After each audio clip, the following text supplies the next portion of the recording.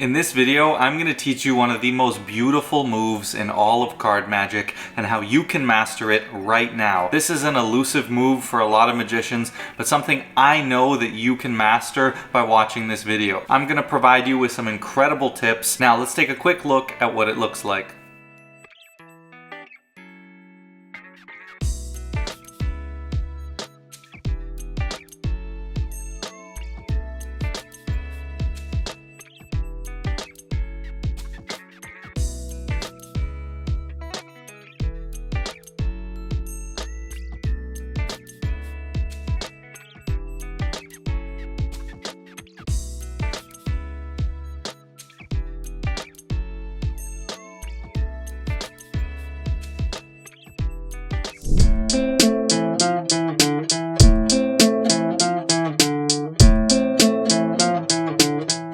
What is good, guys? It is Reed and welcome back to another video. Today we got an awesome tutorial. I'm going to teach you guys how to perform and my handling on the Victoria control. An incredibly beautiful control that is very similar to the Cascade control. Now quickly, I have something very exciting to announce for my friends in the Buffalo, New York area. I will be lecturing at the Screening Room in Amherst, New York in the evening of Monday, October 7th. If you guys would like to attend the lecture, send me an email, rf.sleights@gmail.com, and I'll give you all the information so you can come and attend the lecture. It's hosted by an incredible magic club in that area, and I'll be sharing my mental minimalism lecture. It's got some incredible material. It's all about performing mentalism in a minimal yet practical way. I'll be covering tons of killer techniques and mentalism, and there will also be some card magic in there, so if you like my stuff at all and you're in the area, you'll really love the mental minimalism lecture. On another note, I will be doing a Q&A video coming up very soon, so if you have any questions, please drop them in the comments below to be featured in the video. As always, if you guys would like any private lessons to get some one-on-one help from me on anything card magic or mentalism related, you can check out some private lessons at the link in the description. And if you'd like to learn the best mentalism content here on YouTube, you can sign up right up here or at the link in the description and learn some incredible effects, the fundamentals of mentalism, some of my best material, including the best ACAN you'll ever learn, which I recently posted on there. Without any further ado, let's jump right into the video. Alright guys, so let's get into the breakdown for the Victoria control. I absolutely love the Victoria control. It's a bit of a knack, but it's one of those moves that's super reliable once you get that knack down, right? Once you can figure out how to do it, it's super clean, super reliable, and one of my favorite controls to do out in the real world when I'm street performing or when I'm gigging in real live situations and scenarios. So first we gotta learn how to do the actual cascade element, and this is actually very easy. I know some people kind of struggle with this to the side cascade thing, but it's super easy. If you can just dribble cards, which I think is pretty basic, and I'll link a tutorial up here on how to dribble if you're not familiar with a dribble. This is a dribble, just a classic dribble where you just kind of drop the cards one at a time from your hand and you get this nice little display. But if you can do that, well then you can do this. It's the exact same mechanics with just your hand turned on its side. For this, you're going to want to take the deck in a biddle grip, and I'll quickly kind of cover the dribble. We're going to take the deck in a biddle grip with the thumb along the back, and the index finger is going to be straight along the side of the deck. Now you can have it curled on top to build pressure, but I'm more comfortable like this. And what's going to happen is you're going to bend the cards up with the thumb, applying pressure against these fingers, and you're going to let the cards fall off as close to one at a time as you can off that back thumb. That's essentially what you're doing. You're dropping them as close as you can to one at a time off the back thumb. Now, if you see what just happened there, I wasn't opening with the fingers. So not only do you start to open up the thumb and relieve pressure, so you're just pulling the thumb away like that, and that's what's causing them to fling off. But since you have a bit of pressure with the thumb bowed up and the index finger pushing down, as you release, they kind of shoot off, right? And the thumb is just pulling away from the deck. It's just moving away like that and slowly letting them off. Now, you also have to let the fingers open up too, and open like this. And it's a marriage of the thumb and the fingers going like that. And that's what's going to cause the cards to fall down. If you don't move the fingers, you'll get the cards sticking. See how they got stuck underneath, and they'll all clump up and they'll all fall and slide off out the back like that. So it's important that you do both motions. Again, go check out my dribble tutorial for a more in-depth kind of tutorial, but that's basically what's happening, right? Now, as you do that, I like to slide the index finger along as the packet gets smaller. So watch the index finger. You see how it kind of slides and this spreads out? And that just helps you keep a consistent pressure as the packet gets smaller. Okay, see how that happens? And if you watch, both the thumb and the fingers are both opening up as I do that, right? So the whole hand is kind of opening up. Now, once you can do this, once you can do that dribble, right, which is like any dribble. If you're doing the dribble force, it's the exact same thing. Any dribble will work. Well, now all you're gonna do is do that, but to the side. Now, if you watch, everything's happening the same. Watch the index finger move closer to the thumb. Watch the thumb and these fingers open up. And I'm doing the same exact biddle grip with the 3 fingers along the front of the deck, index finger spread on the side and the thumb at the back. I've just turned my hand 90 degrees. Now, when you turn it 90 degrees, you're also gonna cock your hand up so that your thumb is pointing up. It doesn't have to be perfectly so that the deck is up all the way. I'd still keep the deck rocked back a little bit. Now, if you had the deck straight up, when you do the dribble, they're gonna fall forward, right? They're gonna cascade forward like you'd see when you're displaying a Svengali deck, right? You'd see like that. So if instead of holding it perfectly straight, right, with the thumb perfectly straight and the top edge of the deck perfectly straight, you're just gonna tilt back slightly so that now they're gonna fall backwards this way. The other thing is you don't wanna apply as much pressure. Like here, when you apply a lot of pressure, the cards can really fling down fast. If you apply too much pressure and do it like this, the cards are gonna fling out kind of forward and to the side. You just wanna be very light with this particular dribble, and that's the main difference. You're just gonna do it very light so that the cards just barely kind of unhook from the thumb and fall straight down. They're gonna kind of fall straight down like that. And you get this beautiful kind of bending of this as these cards fall over these fingers on the bottom. They kind of come and fall over. So that's the keys. That's how you do the actual cascade, right? Then you just use your left hand, which is basically gonna catch the cards like this in a straddle grip. So your 2 fingers along the back, you use your index finger and your pinky finger to straddle the deck to catch all of the cards, and the thumb is kind of just a guide. Right? So you can see how I basically straddled the cards. It's not going to be perfect, but that's essentially the grip. So as I get ready, my hands do this kind of big net to catch the cards in, all right? And now you just practice this. And once you can get this down pretty comfortably, you can learn the control. So the grip for the control is very similar. Everything's happening the same. There's just a move that you're going to do with the selected card. So in this, we're going to have a card selected, so we'll use the 8 of spades. And now you're going to riffle down the side of the deck. You can have them call stop or just place that card in about the middle. Now with this, it's one of those moves that the closer you are to the top, the easier this is going to be. So the higher up the card, the easier it is. If you put the card all the way near the bottom, it's still possible to do this move, right? But it's more difficult. So I would, as you're practicing, start close to the top of the deck and then move your way down. I think the sweet spot is like about right in the middle. You're gonna put the card in and turn the deck to the side, okay? Now, your grip for this is a regular kind of mechanics grip, but you're gonna elevate it a little bit. So instead of being flat in the hand, you're gonna elevate it at the fingertips with the thumb and have your index finger curled underneath. Now you're gonna riffle, put that in the position, and then you're gonna extend the thumb and turn everything to the side, sideways, showing this to your spectator so they can see the card at the very last moment. Now you're gonna come over top with this hand and use your index finger to apply pressure on the top left corner of this card, and it's gonna come down at a slight angle. Now if you do that right, the bottom right corner of that card should sit on top of your pinky finger, okay? It should be pushed down, and it'll come and it'll sit. So watch, the card's straight, and as I push, and it's gonna come down and sit on top of the pinky finger. And that pinky finger is important, right? It's gonna stop. It's gonna tell you when to stop pushing that card in. So you push that card until it hits that pinky finger. And now it's in the perfect position. Now you wanna make sure as you push in on that angle, you have about maybe a ½ inch from this bottom edge of the card sticking out. Now this is probably still bigger than I need, but of course as you get better, this can get smaller and smaller and smaller. But that's what you're gonna use for the grip to do the control. So you push this down, the pinky's here. Now you're gonna readjust the grip. So once you've pushed this in, you're now gonna take the cards in that biddle grip exactly like you were for the dribble. So the 3 fingers come on the front. Now you will have this kind of corner of the card sticking out, but it's about to be out of your way. So just where this flat edge is, put your middle finger and then let the other 3 fingers rest. This index finger can come and kind of contact this top corner.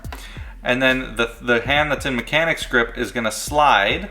Okay, it's gonna slide and the fingers are gonna come out. Similar to like if you do a DPS, right? You kind of pull the card through. If you'd like to learn the DPS, I've taught that up here. Your hands are gonna come from in the mechanics grip and they're gonna all come open around the back of the deck. Now you're gonna use your little pinky to grip and kind of clip this card like this. Clip it, okay? So you're gonna clip it with the pinky, and all I'm doing with the clip is I'm going for my mechanics grip, I'm moving the pinky from the edge of the deck to that corner, and I'm gonna pull down on it and pull it so it's clipped against my palm. All right, I'm gonna pull it so that card is stuck between my palm and the top of my pinky, so I can hold it just with the pinky like that, right? That's the move. I'm not holding it with any other fingers, I'm just clipping it with the pinky against the palm. So again, that shift from the exposed view as I push the card through is a shift to here, right? So the pinky comes from the side of the deck to here. And then I'm gonna pull it down against my palm like this, right? And when doing that, I pull the card out fairly significantly out of the deck, right? We're already halfway there, basically. So the move, we're in mechanics grip, we're on the side here, we're gonna push it down through, it's gonna hit the pinky, and then I'm gonna re-grip the fingers here, okay? So the fingers that are kind of caressing this card, at least the pinky is gonna move from the corner to the edge for the grip, and I'm gonna pull it against the hand. Now, that should pretty much remove this corner from the front edge of the deck. And when that corner has been moved from the front edge of the deck, now I can do my cascade. So what I'm gonna do is I'm gonna now pull the cards up into that cascade position, which if the card is clipped, it's just gonna stay back, right? These are gonna get clipped and this is gonna stay back, okay? It's gonna stay in this position, but that's hidden. If you kind of stop here, yeah, they might be able to see it a little bit, but if you move to here, it's generally hidden. But to cover it all the way, as you move forward, you begin the cascade with the cards that are below where the selection is. So the selection, you can see where it divides the packet right there. Okay, it divides the packet. The cards that are on this side below it, you're going to begin that cascade with. So I'm beginning the cascade as I move up into position. Because again, I can cascade the cards with the deck perfectly vertical. They're just going to kind of fall straight down. You don't have that nice curved cascade. So you're kind of moving from this position out to here while you're cascading, right? It's happening while you're cascading. So the card goes in, I push it through, I grab it with the pinky, and now I begin the cascade with the cards that are below. So the selection you can see if I show the corner. The selection's here, so these cards below, I'm gonna begin the cascade with while I'm shifting the hand. So I'm beginning the cascade now as I'm shifting the hands up. Then once I get into this position, around this point, I should clear. And what's gonna happen is I've pulled these up enough that this card pops out from the cascade, right? And once it pops out from the cascade, it's gonna create this V. It's gonna create a V with the cards that you've cascaded and the card that's still clipped down here against my palm, right? You can see it with the pinky. And now the rest of the cards are gonna cascade into that V, and now you can just close that up and the card goes right to the top of the deck. So to show you from this side, I'm gonna push it down and it's gonna contact the pinky. Then I'm gonna move the pinky and clip. Then I'm gonna begin the cascade as I pull up, and eventually the card's gonna clear and create the V, and I'm gonna drop the cards back in.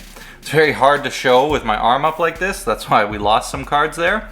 But let's try it again. Card goes through, I push it down, pinky re-grips, okay? And now I begin the cascade, cascade, and then it's gonna pop out once I get into the final position, and then it's gonna create the V where I drop the remaining cards and close up. So we'll put the card in and watch the card as it gets dislodged. There we go, it's dislodged, and then I just keep cascading. So the one thing that might get tricky, this part's pretty straightforward. As you push it in and you have that part out, and now you move the pinky and you get in the clip.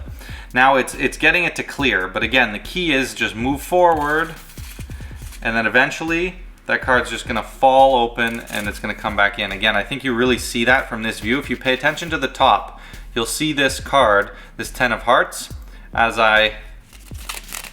you see how it fell open eventually? It got unclipped and I dropped it in. Remember, as you're doing the cascade, to move away and up, right? You have to move at least enough to get this packet off, completely off, right? If the card's inside, it has to get completely off enough that the card can fall out of the cascade. Now, another thing you might have when you do this is that the cards will fall forward like that, and that's because you can't really do this straddle catch as well as you would if you were just doing a regular cascade, because of the kind of position, the hand position you have to be in when you're in this pull down. You're kind of pulling down and you know, you have nothing on the front. So just make sure you're not tilted too far forward, because then the cards are gonna fall out the front like that. When you do this, you wanna make sure your hand is level or tilted back slightly so that the cards just fall in your hand and collect in your hand. Now the justification that I usually use for this control is something like this. They'll select the card and then I'll just put it back in the deck and I'll say, look, you could have had any one of these cards, right? Because, you know, you gotta think about it. Why would we do this? It's a little bit strange. But I think, you know, you're a magician, you can show off a bit. But I like to say, so you chose this card here, the Jack of Clubs, and you could have had any one of these, right? They're all different, but you chose that one as I do the control. Or I'll say, look, and we'll take your card and we'll leave it here amongst all of these other cards, somewhere in the middle of the deck. And of course, again, there was the control. So a couple of other ideas with this control. Using this as a bottom control can be done as well. This is something I like, where you can go through and have the spectator touch a card. So let's say they touch the 5 of clubs. Now you just do the control, but you're doing it from a face up position. So you turn, so the backs are there, and you say, okay, we'll just leave your card in the middle amongst all of those cards. And now you can control it to the bottom, doing the exact same control, right? And I like it, it's easy, it's nice. They just touch one.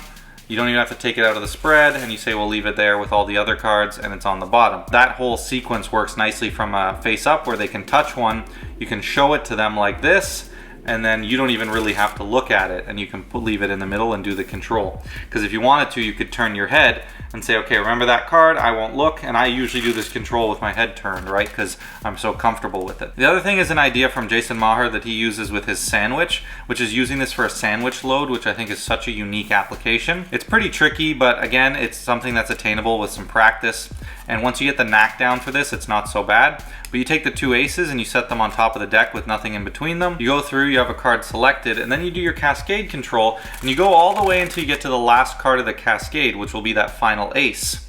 And if you've done it right, you have dropped this ace in here, and now you'd be in this position, which from this angle would look like this, and you're just gonna close this, right? Close their card in and drop the last ace on top. If you break it down into those 3 steps, it's very easy, and you've loaded the card. Do the cascade, and you can go all the way till you're on that last ace, which is easy to do. You'll just feel it. And when you get to that last one, you'll kind of just stop, right? Because it's stuck against your hands. Unless you fully open your hand, it's gonna stay in your hand. So it's pretty easy. Then you just close up and throw it on top. So at speed, you know, you barely notice that little pause, right? You go through, boom, and then I throw it on top. And I've done the sandwich load, right? And so his whole routine, right, he'll do that. He'll take this, put it in the middle, boom, load the sandwich. Then he picks up all 3 and kind of does this flourish here, and then cuts through, finds their card, and shoots it over like that, right? I've recently taught this little routine, Jason Mueller's routine, on my channel, along with several other killer sandwich routines. If you want to learn that, I'll link it right here. My final really neat idea is actually using this as a force. Believe it or not, you can use this control as a force, and most controls can be used as a force if you think about it enough. All right, so for this, I'll force the Jack of Hearts. All I need to do is have the spectator call stop. Let's say they call stop right here, and it is, of course, the Jack of Hearts. Now let's do that again. Let's say they call stop, I don't know, maybe here. Then again, we can stop here, just turn over like that, and they get the Jack of Hearts. So how this works is kind of like the backslip force, right? Where you'd have the force card on top, and they do the riffle force, and they call stop, and then you're gonna slide the card onto the packet that they called stop at. It's similar to that, but you're using the cascade mechanism and this control. So what you're gonna do when you're ready to start the effect, you're just gonna take your force card and load it right into that cascade position where it's clipped. Now, if you were doing this in performance, again, you could just have the force card on top and just casually place it in the middle like you're, you know, throwing any card into the middle of the deck randomly, and just push it into that position and then just pause for a second, right? You could even hold it out the back with an in-jog and then kick it back into this position. Then you're ready for the cascade control. And I can kind of just hold the deck like this, and when I'm ready, I say, okay, call stop, and I just do it, and wherever they call stop, right? They can call stop anywhere. If they call stop before the card, where the card's still in here, then I'm simply gonna move this packet out of the way as I turn this into view, and that'll place their card on top. Now, if I'm in this position, I have the card loaded with an in-jog. Now, when I'm ready, I can just kick it forward, even using the back thumb here. I can come, push it forward with the thumb and get it into that pinky clip. Now I begin the cascade, and if I get far enough that the card opens up, right, and I get the V, well, then I just keep going till they say stop, and then when they say stop, I just close it, right? I close this up as I come into view, and they can take their selected card. So either way, you're accomplishing a force, and I think it looks really nice. So again, you can have it sticking out back here. You can hold it as long as you want. You come from here with the thumb, you push it down here, then you grip it with the pinky, and now you just do the cascade control. They go like this, they say stop, you say okay, perfect, and you've forced the card. Now, if you want to take your control game to the next level, you got to learn one of my all-time favorite controls linked right here. All right, guys, I hope you enjoyed this tutorial. This control is one of my favorites. I love the Victoria control. It's beautiful. I use it all the time. I hope you guys liked a couple of my bonus ideas on it. Using it as a force is pretty neat, and the sandwich load from Jason Maher is something that I love. If you guys would like to come see me lecture on Monday, October 7th in the Buffalo, New York area at the Screening Room, please send me an email and I can provide you with the information to come see the Mental Minimalism lecture. If you guys would like some private lessons, you can sign up at the link in the description. And if you'd like to join my Mentalism membership to learn some of my best mentalism material, you can sign up at the link in the description as well. With all that said, guys, don't forget to like, comment, share, subscribe, and I'll catch you in the next video.